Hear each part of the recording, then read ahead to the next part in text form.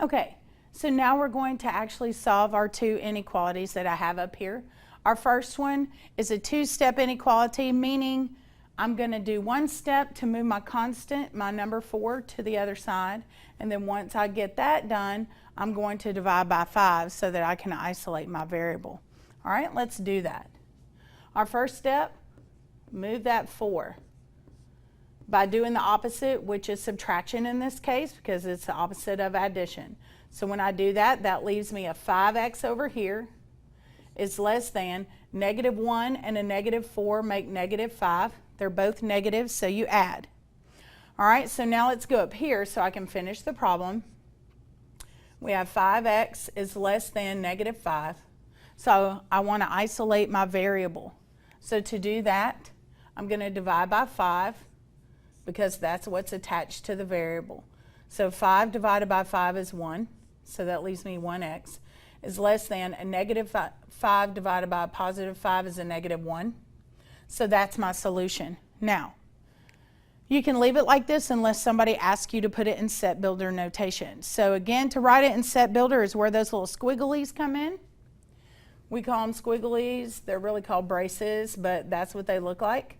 And then you write x such that x is less than -1 and then close your little squigglies. Okay? All right, now to graph this. Remember, this is less than. Less than points to the left, and it's an open circle because it is not an equal to. So let's go over here to -1. I'm going to erase this so I can draw my circle because he's an open circle. And then I'm going to shade less than. Remember, less than shades to the left. So let's shade less than, shade to the left. And then be sure to draw your arrows because remember, when it says x is less than -1, it means every number, every value that could be possibly less than -1. Well, that's an infinite number of items, okay? So we draw our arrows to show, hey, this could keep going, but I just didn't feel like drawing anything else. All right, so now let's look at our last problem. We have a variable on the left, we have a variable on the right. So we want to make sure we have done those when we solved regular equations.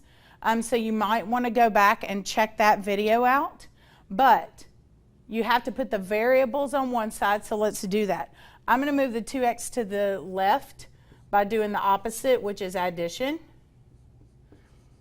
So when I do this, I have an understood 1 right here. If you want to write the 1 in, you can write the 1 in, but you don't have to. But that's a 1 plus a 2 makes 3. So we combine those together to make 3x. I bring my -1 down, greater than or equal to, bring the 8 down. And then this -2x and this +2x, they're opposites of each other, so they add up to 0, so we really don't even need them anymore. Okay, so then I have one step left. Well, 2 steps. I want to move this number, this constant, over here, so I'm going to do the opposite. It was subtraction. I'm going to add. So that's going to give me 3x. Those equals 0 is greater than 8 plus 1 is 9. Then I'm going to move way up here so you can see me. So I have 3x is greater than or equal to, whoops, I forgot my equal to down there, 9. Okay, so now I'm down to a one-step equation or inequality. So the first thing I'm going to do, or the last thing I'm going to do, is divide by 3. 3 divided by 3 is 1. I get x is greater than or equal to 3, so that's my solution. If you want to write it in set builder, remember, all you really have to do is go like this.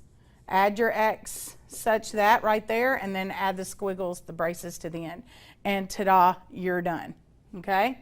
So now I'm going to go to +3, which is way down here. And this is a closed circle. Remember, it's closed because there's an equal to under there. So I'm going to draw me a little closed circle.